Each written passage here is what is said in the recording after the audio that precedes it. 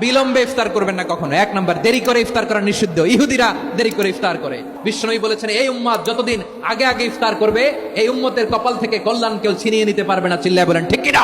আজানের জন্য বসে থাকবেন না, সময় দেখবেন। স্থানীয় সময় যখন সূর্যাস্ত হওয়া মাত্রই বিসমিল্লাহ, খেজুর খেয়ে ফেলবো।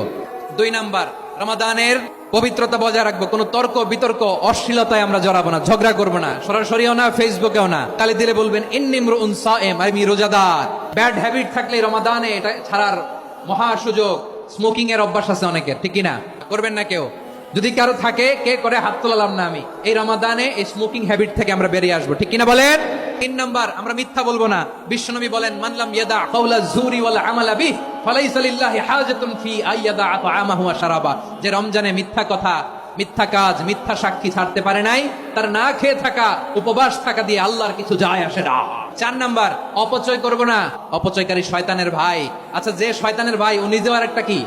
শয়তান। যে শয়তানের ভাই ও নিজেও আরেকটা কি? অপচয় করবো না। ইফতারি করতে যে আমরা অনেকে অপচয় করি, এগুলো করবেন আপনারা না। অপচয় অপব্যয় করবো না। 5 নাম্বারে, রিয়া, লোক দেখানো ইবাদত আমরা করব না। লোক দেখানোর জন্য নামাজ, রোজা, জিকির, তেলাওয়াত, দান সদকা এগুলো করলে আল্লাহর দরবারে এগুলো কবুল হবে। বিশ্বনবী বলেন, দাজ্জালের ফিতনার চেয়ে একটা বড় ফিতনার ভয় আমি করি। সেটা কি? আর রিয়া, শো অফ মেন্টালিটি, লোক দেখানো মানসিকতা। এটা থেকে আমরা বিরত থাকবো ইনশাআল্লাহ। 6 নাম্বার, অনেক গুরুত্বপূর্ণ। ব্যবসায়ী ভাইরা, অনেক অসাধু ব্যবসায়ী আছে, রমজান আসলে নিত্য প্রয়োজনীয় পণ্যের মূল্য বৃদ্ধি করে দেয়। এগুলো করবেন না। মজুদদারি করবেন না। পণ্যের কৃত্রিম সংকট বাজারে করবেন না। আপনি লাখ টাকা কামায়া ভাবছেন যে রোজাদারদের কষ্ট দিয়ে ধনী হবেন। এমন রোগ আল্লাহ আপনারে দিবে, কোটি টাকা দিয়েও আপনি হাসপাতালের বিল পরিশোধ করার ক্ষমতা আপনার হবে না। খবরদার। আর শেষ বয়সে দেখবেন কি কষ্ট আপনার হয়। আপনি রোজাদারদের কষ্ট দিয়েছেন, আল্লাহ আপনার সুখে রাখবে? আল্লাহর দোহাই লাগে, আমার ব্যবসায়ী ভাইরা এটা করবেন না। আরব বিশ্বে আমরা দেখেছি, আরব বিশ্বের ব্যবসায়ীরা সারা বছরে ব্যবসা করে, রমজানে ভর্তুকি দেয়।